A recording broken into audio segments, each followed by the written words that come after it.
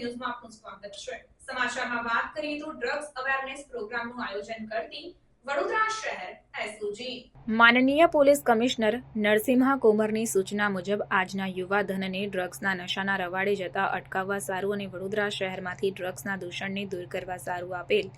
સૂચનાના આધારે world drugs day પખવાડા 12 જૂનથી 21 જૂન સુધી ચાલી રહ્યો છે। તે અનુસંધાને એસઓજીના પોલીસ ઇન્સ્પેક્ટર વીએસ પટેલ નાઓના માર્ગદર્શન મુજબ અવારનવાર વડોદરા શહેરના જુદા જુદા વિસ્તારોમાં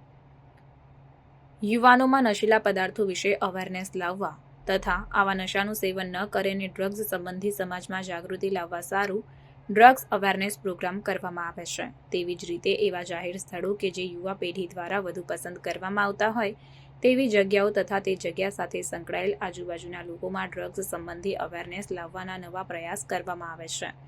અને જાહેર રસ્તાઓ પર પણ બેનરો લગાવી સે yes to life not to ડ્રગ્સના સૂત્રને વધુ પ્રમાણમાં અસરકારક બનાવવા અને વૈશ્વિક સમસ્યા બહુપક્ષીય પડકાર સામે જાગૃતતા લાવવાના પ્રયાસ સાથે વડોદરા શહેર એસઓજીની ટીમ તથા તાંદલજા ખાતે બેસિલ સ્કૂલના પ્રિન્સિપાલ શિક્ષકગણ અને 1200 જેટલા વિદ્યાર્થી તથા ફેથ ફાઉન્ડેશનના સભ્યોએ સાથે મળીને બેસિલ સ્કૂલ તાંદલજાથી રાજવી ટાવર મેઇન રોડ સુધી ડ્રગ્સ અવેરનેસ રેલીનું આયોજન કરવામાં આવ્યું હતું અને પોતે વ્યસનથી મુક્ત રહેશે અને પોતાના પરિવારજનો પણ વ્યસનથી મુક્ત રહે તેવી સમજ પૂરી પાડવામાં આવી હતી અને સંકલ્પ પણ લેવામાં આવ્યો।